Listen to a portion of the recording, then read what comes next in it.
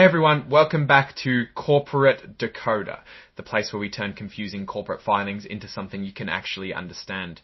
Today we're diving into PROCEPT BioRobotics Corporation's latest report. It's like they're building robots, but are their financials as strong as their tech? Let's see if they're operating like well-oiled machines or sputtering out. In this video, we will break down their recent financial performance and reveal whether this company is innovating its way to profit or just burning through cash. Before we start, if you appreciate getting straight insights from corporate documents, make sure you're subscribed. We also have a Discord community linked in the description below.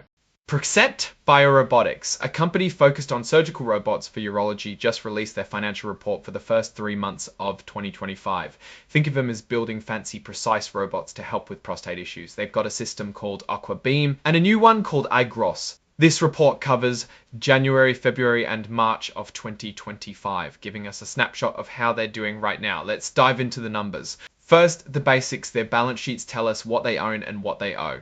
Accounts receivable, that's money owed to them, sits at about $79.3 million.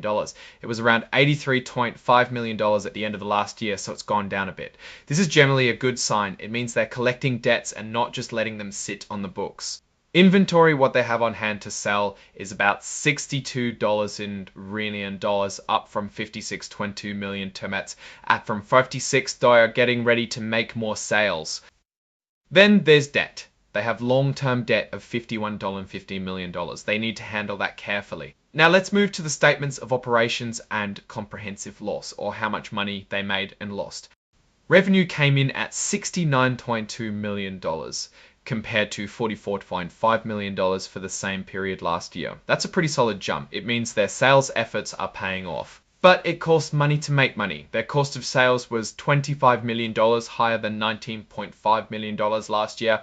It makes sense because they are selling more, so they are producing more. They spent $16.4 million on research and development. That investment is crucial for a robotics company, but it's still a big number.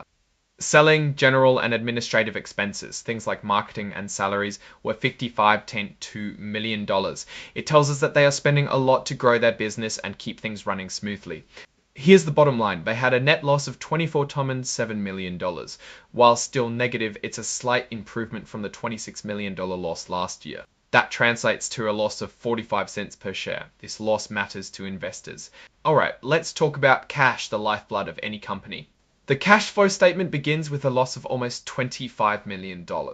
Then you have depreciation and amortization, almost $1.5 million. Stock-based compensation is $1. These are non-cash expenses, meaning the company recognizes the expenses on its income statement, but no money actually changes hands. The increase in inventory sucks up more cash because you need to buy equipment before you can sell it. They used about $17 million in operating activities.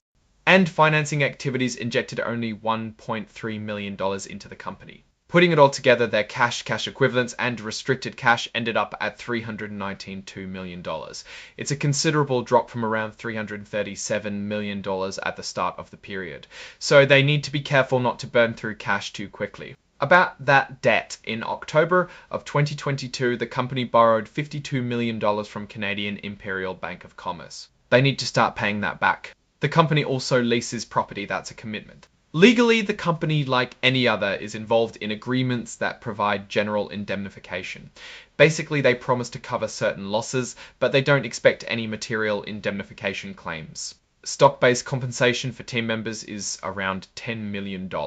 It is important to know that the company rewards and motivates their employees through company stock. Most sales come from the United States, around 87%, while the rest comes from outside of the United States. This gives the company great growth potential to expand in international markets. The company operates as a single operating segment. This means that it only has one type of business. But like any company, they face risks. One major risk they call out is that changes in United States trade policy may impact their business in a bad way. Tariffs, for example, could increase the cost of their products or disrupt their supply chain since they source components from other countries, including China. Now, looking at these numbers more broadly, PROCEPT BioRobotics seems to be growing fast, but also losing money. It's a classic growth company challenge. The increase in revenue is encouraging, showing good demand for their robots. However, it also comes with growing costs. They're clearly investing heavily in research and development and sales, hoping to dominate the surgical robotics field. The key question is whether they can turn that growth into real profit soon, or if they will need to raise even more money. They have a good amount of cash, but burning through almost $18 million in 3 months shows that they need to get a handle on spending. Alright, that's our breakdown of PROCEPT BioRobotics' latest filing. What's your take on these numbers and what they signal for the company's future? Drop your thoughts in the comments. If this analysis was valuable, hitting that like button really helps, and subscribe for more deep dives. Don't forget to check out the Discord in the description. Thanks for watching, see you next time.